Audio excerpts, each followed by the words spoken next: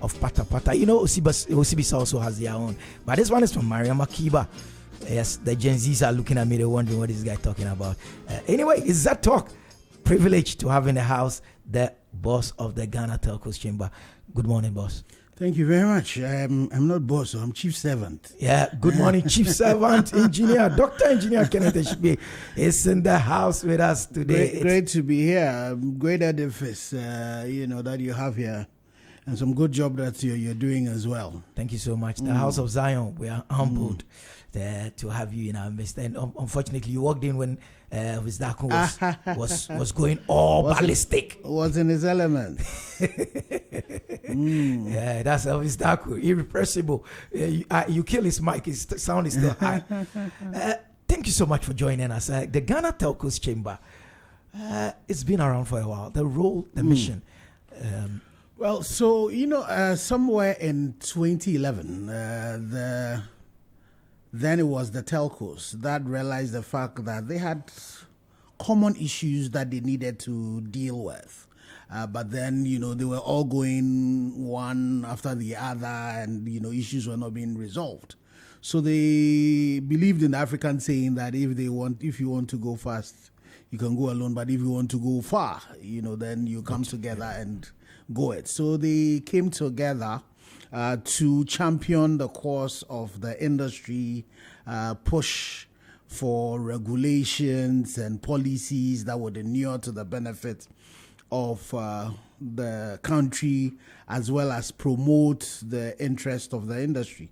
And so the Ghana Chamber of Telecommunications was born. So the mission is to be that platform that delivers and sustain productive relations between the members. Okay. And then stakeholders. So from your policymakers, your regulators, to your consumers, to academia, these stakeholders, while maintaining fair and strong competition that yields world-class services. So that's really very important. So though we come together to cooperate, we also compete. So we say our paradigm is co-opetition. So the paradigm is co-opetition. And the vision for the chamber itself is to be the voice of the most trusted industry in Ghana. I dare say we want to even do that globally. So that's the vision of the chamber when the forefathers set it up. So it started, as I said, with 5 operators. Then the tower companies were brought in when the NCA brought the policy for towers to be separated from the operators to allow for sharing of infrastructure. Then we also brought in other players. We expanded the chamber because we realized the fact that the issues that impacted the industry was becoming ubiquitous. So you had other players that were also contributing to the industry. So the likes of the fiber companies. Okay. So beyond just the operators who also, now we became 3. So you have AT, you have MTN, and then you have Telecel. You also have Comsys and then C-Squared, who provide fiber companies. So you call them fiber cos. Okay. The tower companies currently are only 2 that are in the chamber, American Towers and then Helios Towers. Then we also have the OEMs that have also been added to it. So you have the likes of Ericsson and then Huawei. So these make up the Ghana Chamber of Telecommunications. The interesting thing is that mobile money also then started. Exactly. And so when mobile money started, it was just the 3 telecom operators that were operating mobile money.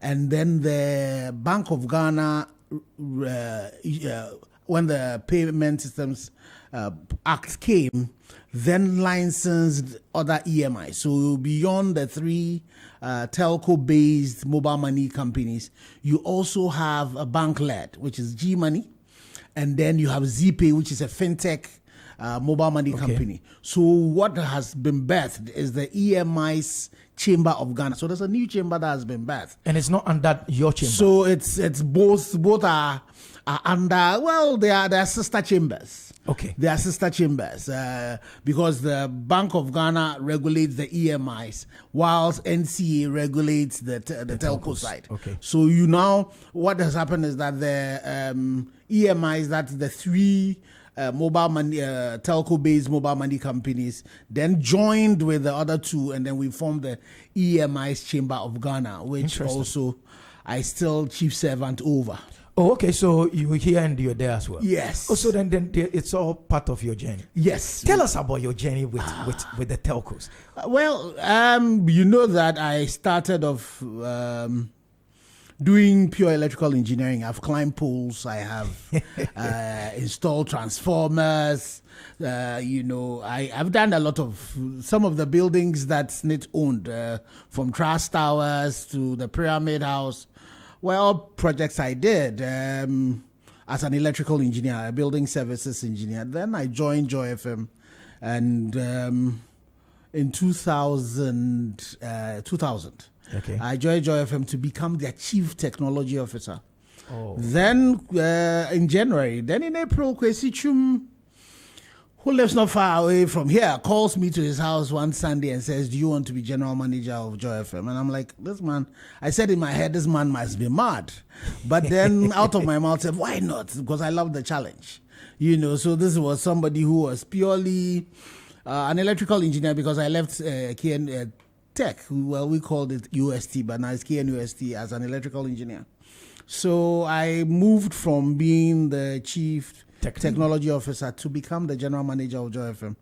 And so the rest is history. I left there, went to Liberia to do some work, came back, went to OMP, came back to Joy FM again as a multi-TV CEO, and then went to Graphic as the managing director of Graphic.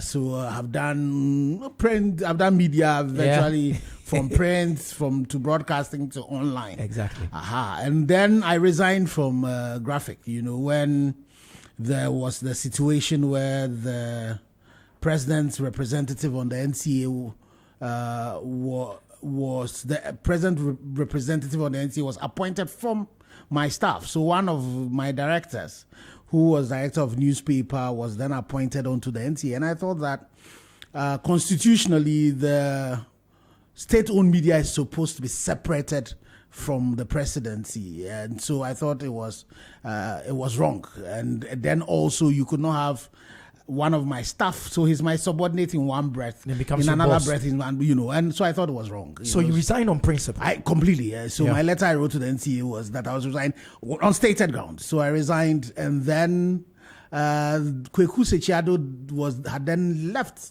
the chamber to become the chairperson of the NCA. So the opportunity opened, I went for an interview, and then I became chief servant at the chamber. So what's your vision for this sector? I mean, this so basically, I believe that the telecommunication, the communication industry, the technology industry offers us a platform.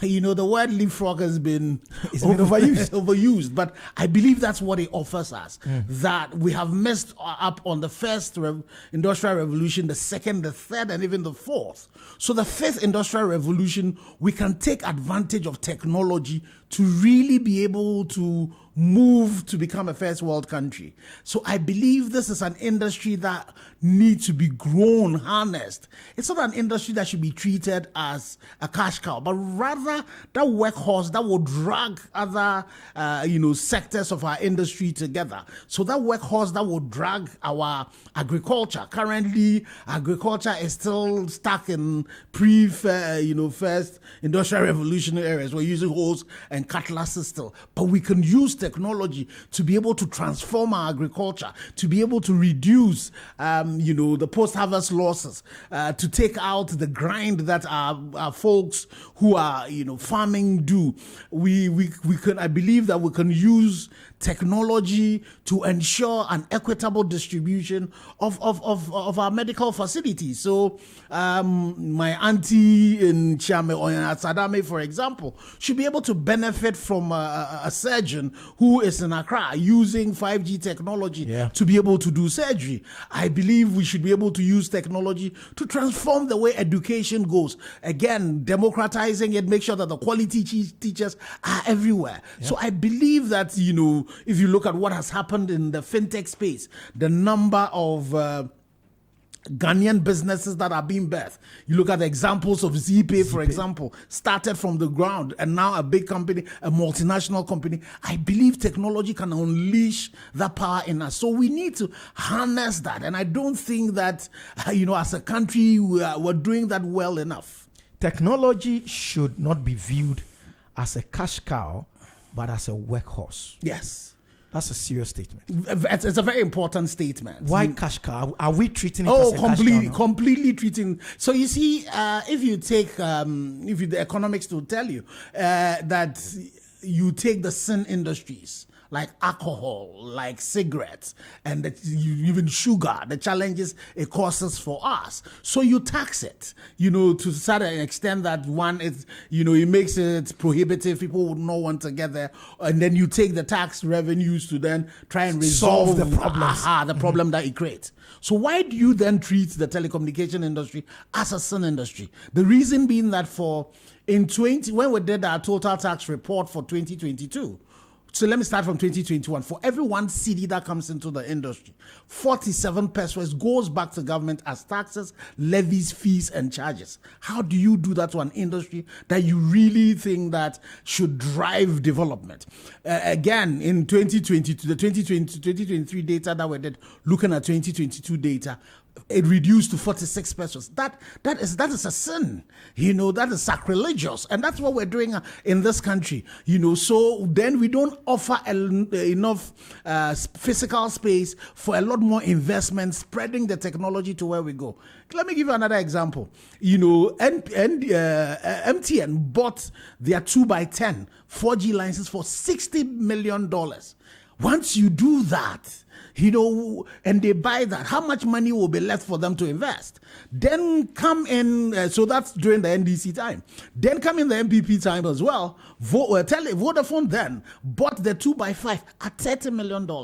Again, when you do that, what then you do is that you strangulate the industry and prevent them to rather invest in areas that will drive growth. So it's important for all of us to see the industry as that industry that will drive it. People think, they look at the telecom industry and they think, there's a lot of money. They make so much money. But look at the industry. How many of them are making profit? How many of the industry are making profit now? Currently, it's only one of the players. This is an industry in which two operators who are in the same strategic group fighting each other would then merge, Airtel and Tigo. The reason being that they wanted to create more efficiency and all of that. It's an industry that, that merger, for example, was sold back to government as $1. You think it was profitable, the owners of it will sell it as $1.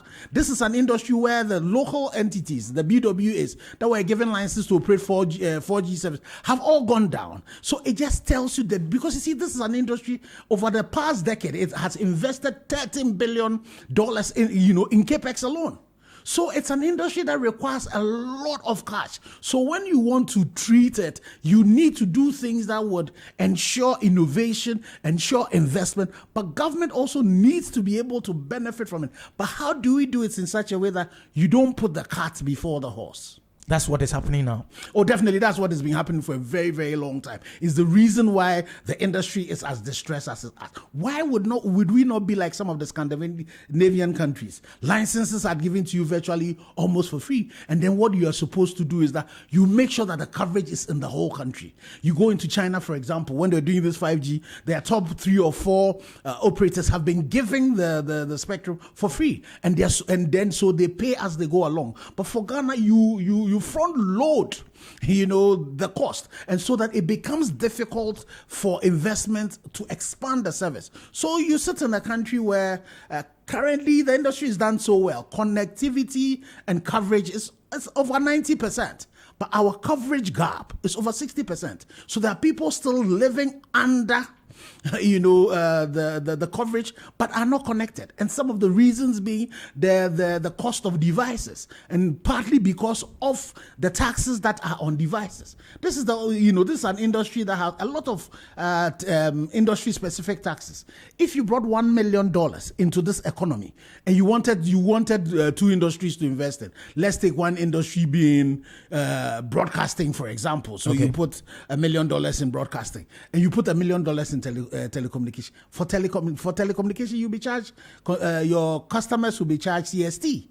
But when you come into broadcasting, there's no charge unless you're doing pay TV. And I understand that GRA is contemplating CST for free-to-air broadcasters. But for you as free-to-air broadcasters, the people listening to ZFM today, do they pay you for listening? No, they don't. So exactly. So I'm not too sure where GRA is coming from. Wanting to apply CST again, because for your advertising revenue, you pay all the VATs and everything on that. So that's where your revenue comes from. It comes from advertising. Exactly. But it does not come. So if it is pay radio, pay TV, yes, then as they pay to consume, then you can say the consumer, the CST. But practically, how are they going to enforce something like that? I'm not too sure how they would do that. And I think it will completely be flawed. If you look at the unfortunate thing is that sometimes, by the time you see it, somebody would take a piece of legislation to Parliament, and I'm not sure that all the time our parliamentarians do a good job really looking at it. And thank God that for this Parliament, God gave us, almost a split Parliament, so things has been a bit more, more scrutinized about it, because otherwise in the past, all that would because of the nature of the governance system that we rule, where Parliament is subservient to the executive, you will find out that they will just railroad that in. I hope that does not happen. I hope so too, because practically it might be very problematic for them. Over the past decade, what has been the key achievements and milestones for the chamber? So I think that basically what has happened is the fact that we have been able to come together to work together, first to shape policy, to shape regulations. So we've had very good relations with the ministries of communications. We've had very good relationships with the NCA. We've had good relationships with the Bank of Ghana, with GRA, with the EPA, with various regulators. And so we've been able to mold the industry and guide the way policy is being able to go. There are a lot of the policies that come up that have the contributions of the chamber in it. Some of the recent ones, you take the CSA law, for example, we did some good contributions to that. The Minister for Communication and Digitalization has just gazetted the tower guidelines, for example, that went through extensive work that we did with the regulator and various other stakeholders. You take the payment systems law, for example, that was passed by Bank of Ghana. A lot of contribution has also come in from the chamber. If you e-levy with all its challenges that it had, had to take the chamber working together with the Ghana Bankers Association to engage the ministry, and then we were able to get it to where it was from the 1.5 now to 1, and even got some of the exemptions that were introduced in it, so that the damage has been limited. So there's been a lot of these things that have happened, conversation about even the withdrawal of taxes on devices, conversation currently working together with other players to deal with the challenges within the right of way, damage to utilities, water, electricity, telecom infrastructure, even to the roads. So that is some work we've been doing, though it's still a major issue. For example, last year we spent over $6 million fixing fiber cuts that had resulted from road construction, drain construction, private people digging and damaging fiber, which then becomes expensive. So, we these are things that we do on a regular basis. And so I would say that if you want to talk about milestones and achievements, it has been how the industry has been able to work together with various stakeholders to push particular agendas. Another example you would want to talk about when the country was at its needs, for example, during COVID, the chamber rallied members together, working together with the Minister for Communication and Digitalization, the NCA, to be able to provide zero-rated services for some public service workers, for some academic websites. So all of these things we've been able to do with the support of other players as well. Okay. So it's just past 8:21, and we're talking to Dr. Engineer Kenneth ASHIGBEY. He's the CEO of the Ghana Chamber of Telecoms. Let me find out from you. Although we know it's a chamber and there are players in it, has it ever happened that the SMP status of one of them has become a challenge within the chamber? I mean, I don't want to mention the name, but this SMP significant market thing, we need to discuss it. Is the significant market power of one of your players ever a challenge within the chamber? So that's why I say it's an industry that you don't have too many members. The chamber itself has 9 members. If you take the MNOs, you have only 3 members. But the competition is so severe and intense. And one of the principles that we operate within the chamber is that we don't cartel. So we don't discuss issues of pricing and all of that. Commercial issues are not discussed at the chamber. So definitely the issue of the SMP, it's a major concern for some of the members, or all of the members. Yes. One of them on one side, then 2 of them on the other side. Recently, there was a meeting that the NCA called to discuss tariffs, regime and all of that. So you go in there and it's very combative.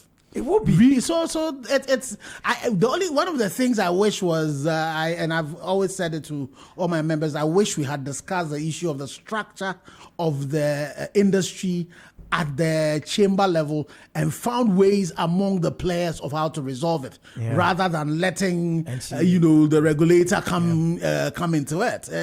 But it's a difficult. One of my biggest jobs is not even my engagement with the external parties, but it's trying to pull the teams together. Exactly. Because you see, everybody has their commercial interests, and fundamentally that's their first thing, and so that comes in, and so you need to find ways of bringing everybody together to be able to discuss it. So it's a very competitive industry, and you find that at play, and so should government come in to help curtail the SMP of one of these your big players? Well, so it's government that is still handling the whole issue of the SMP.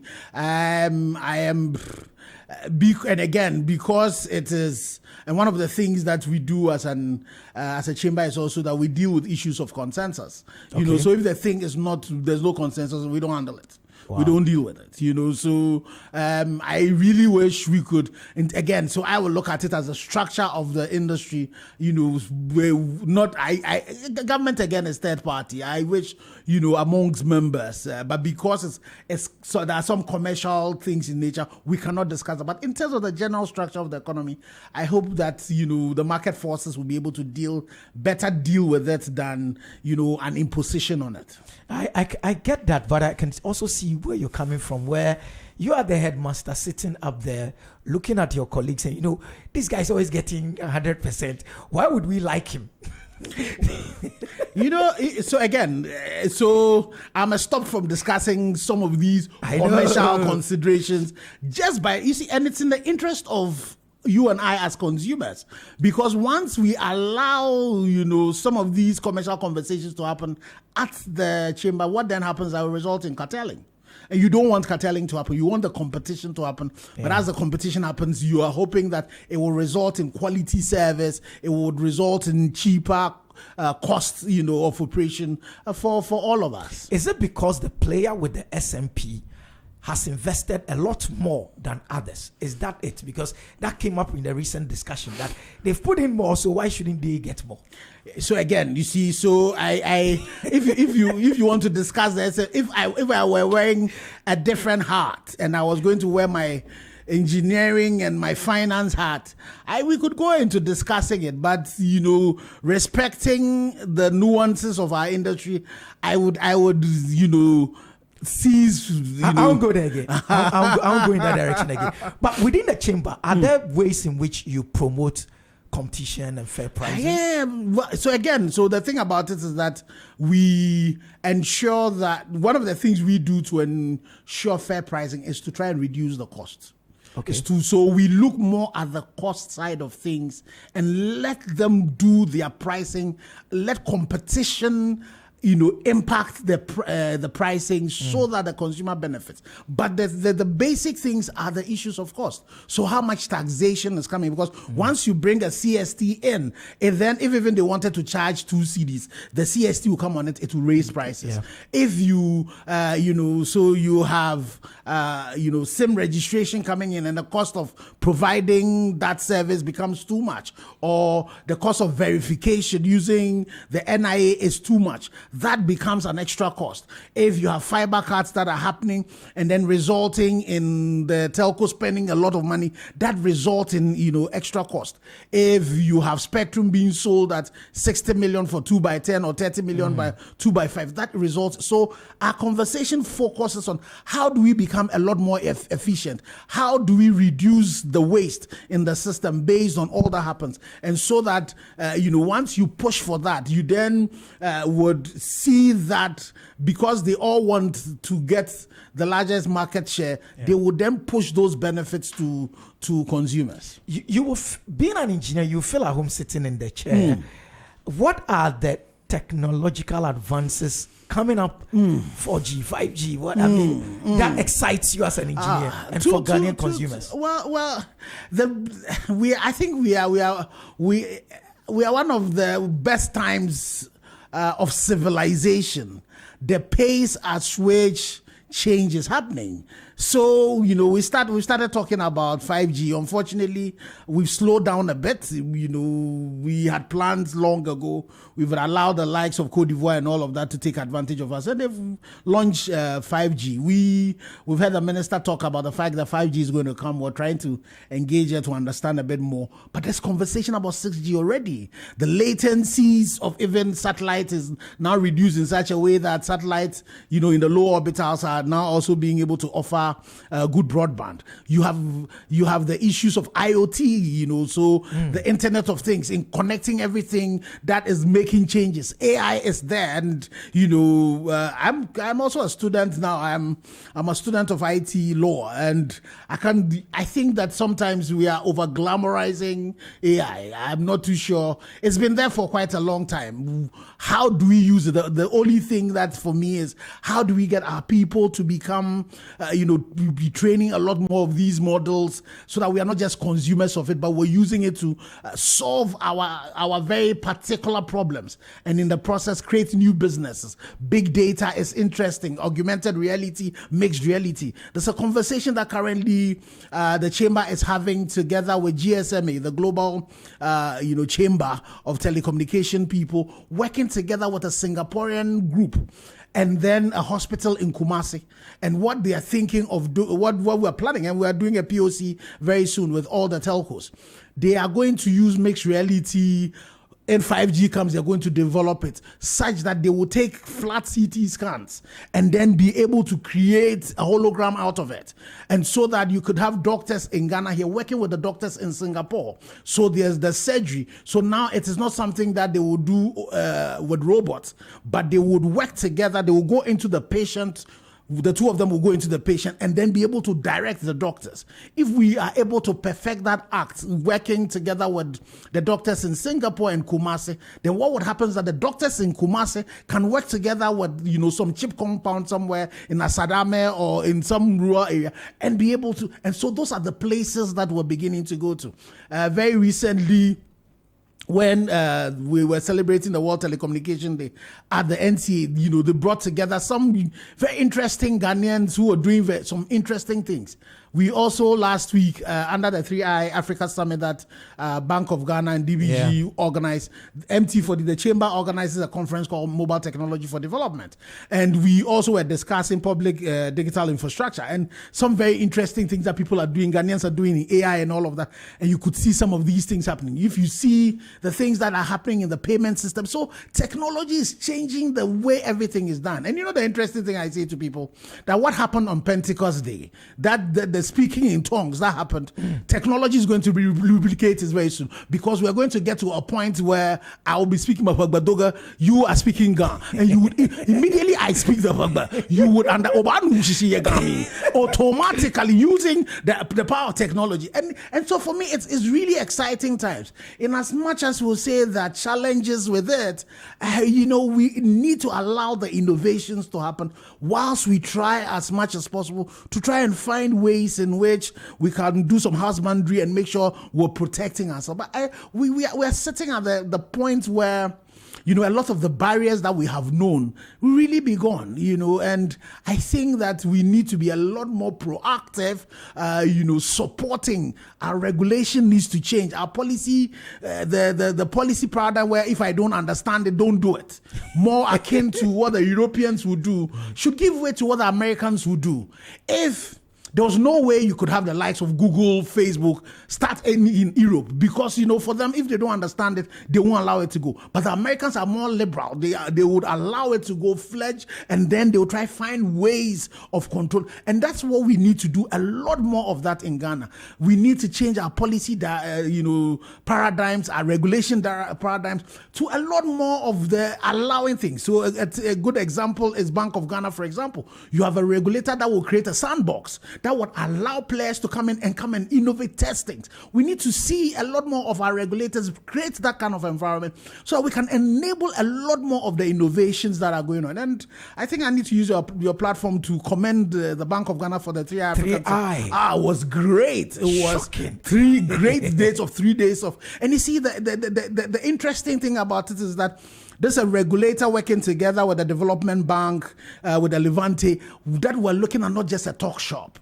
but it was a talk shop and a workshop where we actually walked the talk. So you see deals being created in there, relationships being built. It was just great. And I think we'll commend the governor and the team at the FinTech office and DBG for a great job done. It took me a while to realize that it was being organized by BUG. Correct.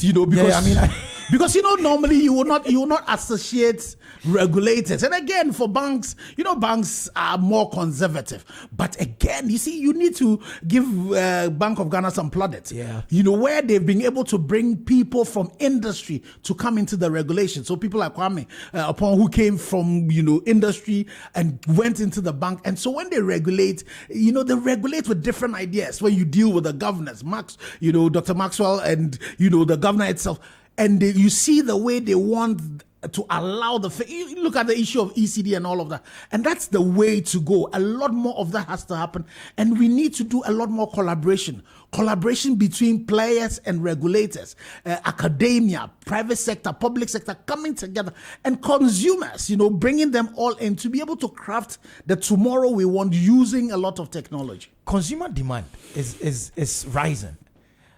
What are the challenges that are being faced by consumers in getting into this telco space and really having the full benefits that they can? So I think, if you look at, I was talking about the fact that we have the 60% usage gap. One of the biggest things for us is digital literacy.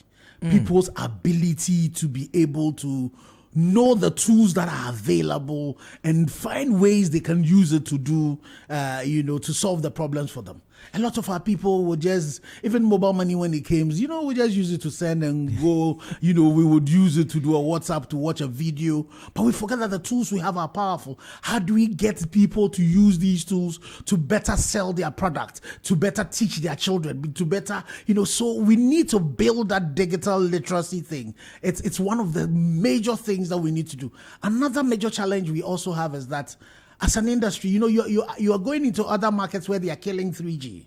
People are killing 3G. But for us, we still have a lot of basic and feature phones in our system. So people are still using 2G. And there's so much that you can do on the USSD, on the 2G platforms if you don't get onto the internet. And that's one of the biggest things that we need to do. So like for our country, for example, we need to copy from the examples of Rwanda. Rwanda got some money from the owners of Netflix. You know what they do? They did, instead of taking the money to say they are going to build something, they rather took the money and they are giving smart smart devices for free to their citizens, working together with one of the networks. So how do we ensure that we take out all the feature and the basic phones that are there, give people maybe basic smartphones that they can use to then move away from the USSD, come onto the digital platform so that they can do things. One of the challenges I give to our members, the technical people, is that one of the challenges we have with mobile money is the fact that our people, so if you take my grandmother, for example, in Chame, if she has to work under the USSD platform. Exactly. So it means she needs to know a number. How is my grandmother, who 100 and something years, so if she has money, she knows there's money on the phone. She has to give it to somebody else. So what that does is that the privacy of her code, it's completely gone. There's an uncle of mine who, because he has challenges with the eyes. A little girl who has come to live with her, and this is somebody who's very learned. Then started exploiting the old man, forgetting that the old man will find other means. But if we could get to a point where I can take my phone, and then boom. Then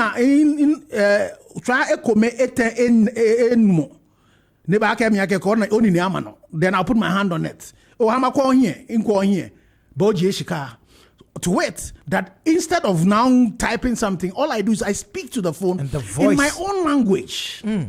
So there's voice recognition, ties my voice to my face and to any of my biometrics, and it says it is me. Then I'm immediately able to then tell it how much money I want to withdraw or who I want to send the money to. Wow. So these are the things that we need to do so that our people can understand and be able to use the devices. We need to move away from where technology is all in English, technology is all in text, and using our local languages, using a lot more, and all of that can only be done when you move on to smart devices, when you move on to a minimum of 3G and all. And that's why you need to also commend the NCA. When the NCA allowed for the telcos for rural telephony to be able to use the spectrum that was supposed to do just 2G to also be able to offer 3G services as well. And so because of that, you then got an uptake. But we need to speed that up. And to be able to speed that up again, it goes to the consumer. What devices do the consumers have in hand? And then how are we also training? So for me, we need to find ways in which we introduce devices to the children in KG, in the education in KG, all the way up so that they are able to do it and they learn it and they're able to use it to do interesting things, and help us transform our economies. You would suggest a policy or an initiative that would get all 30-something million, I don't know how many we are now, get a smartphone into the hands of each and every one of them. Completely, right? You see, the interesting thing is that the children that are being born today, they are digital natives. There's an experiment that was done in India where, they took it to a very remote village where they had not seen any device before. They put a device in the wall and they left it on. After a week, by the time they came, the children are operating it. So if you give a child which is a few months, give it a device, you start seeing it swiping and passing its hands on it and all. So if we can find a way of doing that, the only thing we need to do is that once we do that, the content, we have to regulate it. It is not for nothing that when you go to China, the TikTok that the Chinese, use completely different from what you and I use. So how do you, when you bring this technology in, how do you bring it in such a way that they use it for things that would, develop their intellect, use it for building things rather than just using it for, other things. So it's not just about putting the technology in their hands. It's also the content that you're going to put in it. It's also the guidance that you're going to use it for, and how you tie it to their curriculum. One of the things that we are doing at the chamber, we called it Coding Caravan. And Coding Caravan, what we're doing is that we're taking coding to the doorsteps of people. So we started when we're celebrating our 10th anniversary. So we would go to a community working together with the Institute of IT Professionals Ghana, and we'll take 100 laptops, go into the community from upper primary to JHS, bring the children in there, teach them Scratch. teach them 3D printing. So you start with a child that had not touched computer before. By the time you've left, the child is being able to develop a game. And so we believe we should do a lot more of this so that we can move away the way we're teaching ICT now, which is paper-based, into learning by doing. So this week we are going to Mepe, to go and do a similar thing, and then I think in June we're going to Bebe to go and do it for the girls in ICT. So that will be only for girls, and then afterwards we'll go to Mampong, go and do it for those visually impaired, and those who. So we believe we should be able to do more of that. Our plan was even to do an Accra to Paga. But we'll not be able to raise the resources to do that. But it is important that we get the children to experience, technology through doing, rather than just, And it was when we were doing this that we find that apparently Scratch was part of the syllabus of the children. But how are they going to learn that if the teachers themselves don't know it? So as we go to do the teaching, we're also teaching the children, the teachers as well. So that they can continue when you have left off. The teacher of teachers kind of thing. Both parties that are most likely to, take over government in the next election are all talking digital Ghana. Where does the chamber sit in helping, regardless of who, to ensure that the digital Ghana agenda comes to pass? So that's one of the things we have done, from the time of my predecessor to my time. We'll support government to be able to push at that agenda, because we believe that a digital Ghana is a prerequisite for development. So if you take, for example, the mobile money interoperability, for example, the chamber worked together with Gibbs under the auspices of the vice president to be able to get that done. So no matter who then becomes president, our telecommunication manifesto that we have shared, where the two part, the NDC and the MPP, asking for an engagement with their flag bearers, and we've shared with all the other parties as well, has elements that we want to support government to drive the digital agenda. And that is a commitment that we make, that we will continue to do that, no matter who is in power. In that case, could you not use the importance of the digital agenda to get government to back down some of these taxes and all? So one of the things that in the telecom manifesto that we've put in is the issue of the repeal of the e-levy. So and when we say all of those, we back it with research, we back it with the numbers. The argument we make is that if you take e-levy off and you enable a lot more merchant payments, and already even in this particular state, because of the e-levy that was introduced and the exemption that was brought for agents and merchants, now government knows a lot more merchants and agents who were not initially not within the GRA's tax brackets. All of those people have been brought in. So if you do a lot more of that, and we are able to enable merchants so that, when you want to buy your wache, you want to take your taxi, you want to take your trotro, you go into a space and you touch something and you can pay, then all the payments that you then enable, it would reduce a lot of the cash payments, the darkness that is associated with cash, the cost that Bank of Ghana would have to spend in printing and minting, currencies, so that will be reduced. You will also be able to see where money is moving. So in terms of your monetary policy, your fiscal policy, you'll be able to track that. You would also be able to take out all the leakages, the theft that goes on. You will prevent, politicians who also pay, monies to people through cash. If you are limiting everybody, and we can all move to the point where we become either cash light or cashless, these are the things that would help transform our economy. And it's something that we are working with them, so definitely our engagement with them to say, how do you take off this industry specific taxations like your CSTs and all of that, and then how do we all think together to find new ways in which we can raise the revenue. It's one of the things that I'm supporting the Minister for Communication and Digitalization when he talks about the fact that the OTTs, the likes of of Facebook, the likes of Google and all of that are not in this market, but are doing business on the networks that have been built should also contribute. There's some contributions they need to make in building these networks. There are some contributions they need to make to government revenue. I support the Minister of Communication and Digitalization to really push that agenda. And again, as she says, this is not something we can do together as a country. So we need to come together as Africa, as the AU, at Smart Africa level, working together with global groups like the GSMA to be able to push this agenda so that we can say to them that you cannot just sit out there and benefit from this market. Come into the market, make some representation here, make some payments here.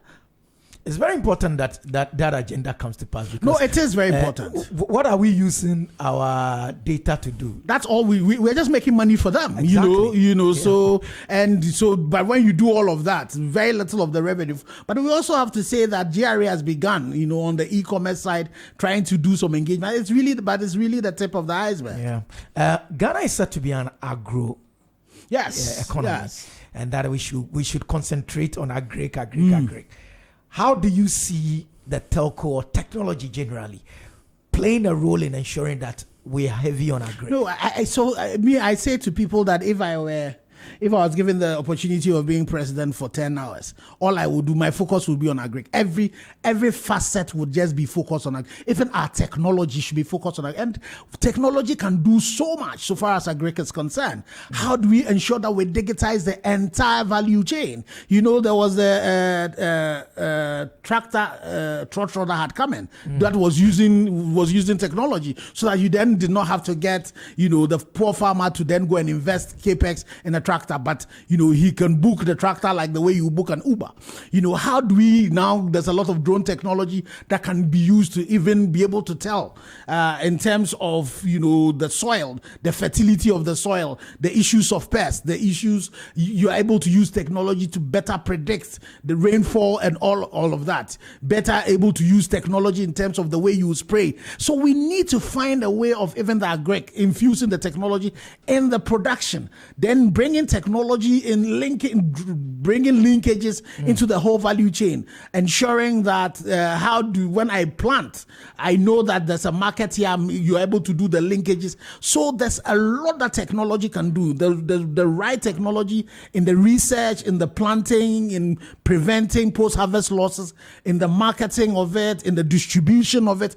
All of that can be done in such a way that there's no waste. How do you bring technology in place so that you want to make sure that this planting for food and jobs, the fertilizer and those inputs are actually going to the people who really need it? And then you are able to account for it and then make sure that when they get the fertilizers, you are able to even predict how much they would grow, be able to see the output of it, and then make sure that they repay for that. And, constantly there's a lot more transparency even in all that you do. So I believe technology can drive a lot of these things that we do. We're told that small business is the way to go. SMEs, the engine of growth. Yes. How is technology? You see, again, for me, that's one of the places, and one of the words I don't like is, and I like the fact that you said SME is the engine of growth, where we then tend to call them informal sector. They are they are informal sector to the Anglo-Saxons, the way of doing things. Go to India and see all their business, their growth in their business, their development have come from being able to work with their SMEs. So we've done that with mobile money. In the past, people could not give loans to some of these farmers because they say, their incomes are erratic. But we did not change the way they worked for them to be able to benefit from mobile money. We did not change the way they worked for them to be able to bank, for them to be able to get pension services. So we need to use technology to be able to collect data, even the unstructured data coming from the small scale, I call them the real sector. We will be able to use that, be able to understand the way they work and be able to apply technology innovation to them. And so this is one of the areas that we need to do a lot of investment into so that our people, no matter where they are, will be able to take advantage of technology and be able to transform their businesses, be able to provide them cybersecurity support, be able to provide them banking service, pension services, be able to provide them, give them opportunity to take advantage of after. Where you aggregate them together, they are producing and they're able to sell to other people in other countries using the pubs, using the payment systems, so that I am sitting in Accra. If I'm selling to somebody in Dakar, I don't have to go through the dollar or the CFA before I transfer it. It can go seamlessly from my CD to wherever it is that, they have the Dalasi in Gambia and all of that. Technology will be the thing that would help us to be able to do that. It's 10 to 9, and we're here with Dr. Engineer Kenneth ASHIGBEY. He is a Chief Executive of the Telcos Chamber. When we come back after a quick commercial break, I'm going to find out from him if he's head of Keep It On and Access Now, what he thinks of that. So we'll come back after this quick commercial break. Hello CEOs, the 8th Ghana CEO Summit and Expo is set to take place on May 27, 2024 at the Kempinski Hotel from 9 a.m. till 5 p.m. Since 2016, the summit has led impactful business leadership. Renowned for satisfying CEOs' needs, it offers actionable perspectives, strategic insights, and business opportunities. This year's theme is reigniting business and economic growth, charting a path forward, economic diversification, and artificial intelligence transformation. The summit promises CEO business cases, high-level dialogues, masterclasses, keynotes, and plenaries. The event is also a platform for the Ghana CEO Excellence Awards, celebrating outstanding business leadership and innovation. Former distinguished guests include President Nana Akufo-Addo, Vice President Dr. Mahamadou Bawumia, and ex-President John Mahama. Secure your spot at GhanaCEOSummit.com and contact 0546 391 970 for enquiries and sponsorship. Powered by the Ghana CEO Network in collaboration with Deloitte, PwC, Ministry of Public Enterprises, GIPC. Terms and conditions apply. It's your lifestyle, leisure, and business radio. Okay, so we're back, and we're talking to Dr. Engineer Kenneth ASHIGBEY. He's Chamber of Telcos chief servant. I got it right this time. Felicia Antonio happens to lead. She's a campaign manager at Access Now, and they are running a campaign called Keep It On. Keep It On is just to say that during elections, don't let the internet go off. And I asked her if she had cause to worry. And she said, in places where it didn't happen, it didn't look like it was going to happen, and then it happened. Should we be worried? Well, you see, the thing about it, this is something that we've always had in mind for every elections. And so you find out that for all elections, we interestingly work with the regulator to make sure that, the networks are, there are no downtimes and all of that. And I think, speaking as somebody who is in there, I'm not too sure we're going to experience that, but we would work together as industry, work together with the regulator to ensure that we keep the network. It's a very important thing, and I think our credentials as a democratic country, I'm not too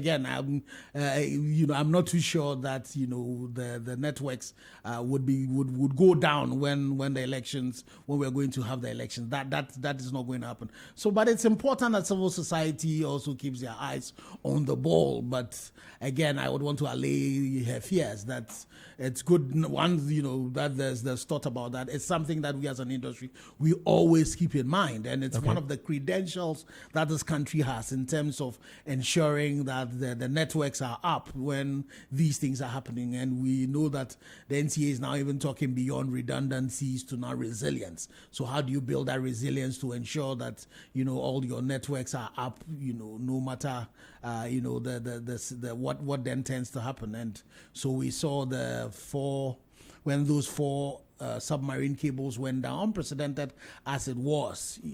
Over a short period of time, we were able to restore services and then took our time to repair the cables. And then I think on the 8th of May was when the last cable was completely fixed. Are you worried about the power situation in this country? Oh, completely. The power situation is a major challenge in multiple ways. And if you look into the Telecom Manifesto, it's one of the things that we do. We've been trying to engage the PURC, we've been engaging them over this. The cost of power is very high. The telecom sector It doesn't matter whether it's day or night. You need to keep the network on. It doesn't matter whether there are people or making calls or using data. You have to keep, and so the cost is high. But not only that, because of the nature of our loads and because of the way our tariffs are structured, you find out that all about 90-something% of our sales fall into the highest tariff bracket. So we've been advocating for the NCA to give, the PRC to offer us that. Because now telecommunication has become a utility and a human right, the same way they will treat, the smelting companies, they will treat the mines and give them some preferential tariffs. We are asking that they normalize the cost of, for telecommunication. That would then bring some savings to the tower companies. That should be passed on to the mobile operators and then to be passed on to consumers. So that's an important thing. Another part of it is, we're trying to also go green so that we bring a lot of sustainability into our operations. So there's a lot of green technology going on. But unfortunately, when you bring the panels, they are duty free. But when you bring the inverters, when you bring the batteries, the taxes that are on it are very high. So if we really want to improve the issue of power, then that's something that we look at. And then you also find a situation where, in some of the areas that you will go to really extend telecommunication service, most of the time there might be no power that is there. So you would invest a lot of money, maybe into the 11 kV stretch, some number of kilometers. And immediately, you power the ECG powers that up for you. That becomes yes. And the community uses it. But fortunately, the PRC, and I think they are working on a policy where there will be some capital gains that will be realized, so that once you also invest into their network, you get some benefit. That's also some positive thing that's happening. We're hoping that would work quickly. The issue of net metering that is happening, so that if I brought some solar in and I was generating excess more than I can consume, I can inject that back into the system, and then ECG will give me some, Netco would give me some credit for that. That also needs to happen. So the availability of power generally is also important, because if you go into any community where there's no power, it then becomes very difficult for the people in the community to then be able to use the technology, even if it's available. The educational system, the curriculum, is it set up in such a way that this dream of yours of Ghana becoming digitally savvy, would it happen with the current educational curriculum?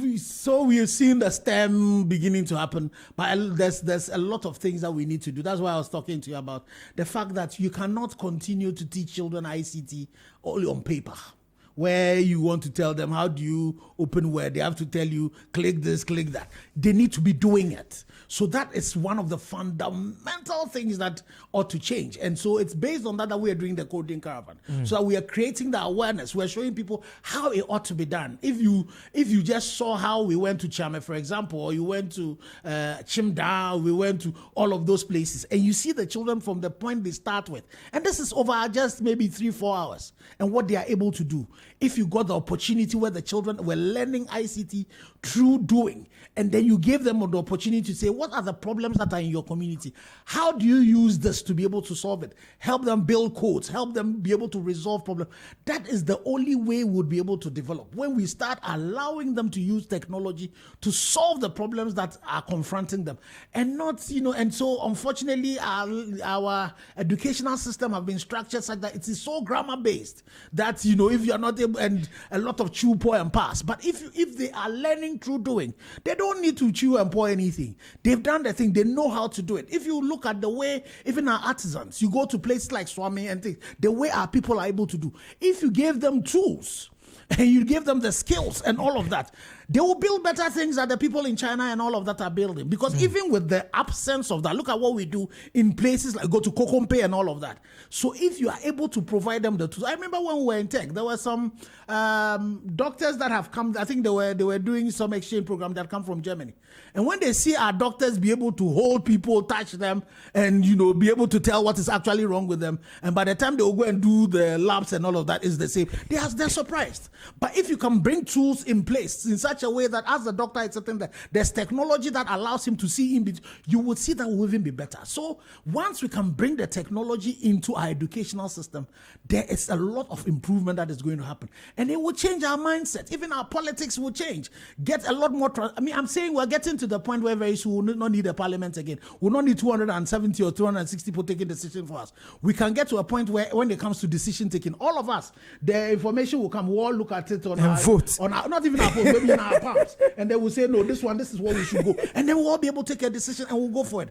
So this is how we need to embrace technology and make sure that it permeates within everything that we do and help, transform our country. Strategic priorities for the chamber in the next few years. What are you looking at? So basically trying to push, support the change that is going. So we are moving, I'm sure very soon the chamber will not be the chamber of telecommunication again. We'll move away from just being telecommunication to being more technology, to being more platform. Okay. So how do we drive that? How do we support government, the policy makers and all of that to try and change the paradigm within our industry, so that we can grow faster than we are growing. Those are the things we would want to do. Definitely grow the EMI chamber, because that's also another area. How do we also support in changing our regulatory and policy framework that we work? The way now we are regulated, different regulators, sometimes even the synergies among regulations is not happening. How do we drive that? And then how do we make sure that we are at the forefront in supporting customers, in supporting government, in supporting academia, in driving this whole Ghana becoming, a first-class economy through the use of technology? I'll beat myself if I don't ask this question because of my bias. Service quality and customer satisfaction. Yes. What has the chamber done, or what is the chamber doing to ensure that the quality of service? It's a very important part of what we do, and so it's one of the things that we look at, but we do it on an industry part where we try and make sure that everybody who signs on to being part of the chamber, you need to meet some minimum standards. So it's not everybody in the ecosystem who is part of the industry. And so fortunately for us, technology is also helping us to push the service quality agenda, the use of AI, the use of the bots and all of that, so that you can use that in improving the quality of what we do. How do we ensure that even in terms of using technology, most of these bots and AIs can understand our people in our local languages? Because most of the time the tendency is that even our accents, sometimes, see it is, Charlie, when I speak my kind of English, they might not. So how do we also push our members to train these bots, train this AI, so that they can understand, so that, again, when my uncle calls from Savlugu and is speaking his local language, they can understand it, so that if there's a problem to be solved, the problem can be solved, and so that we can improve the service quality. So for us as an industry, we need to agree that there's some work that we need to do. Fortunately, we have technology, and there's a lot of technology being used to try and fix all of those challenges. Thank you very much. Any final words from the chamber? Well, I think one of the things we want to say to everybody is that, when you talk about quality of service, one of the things that is linked to that is fiber cuts.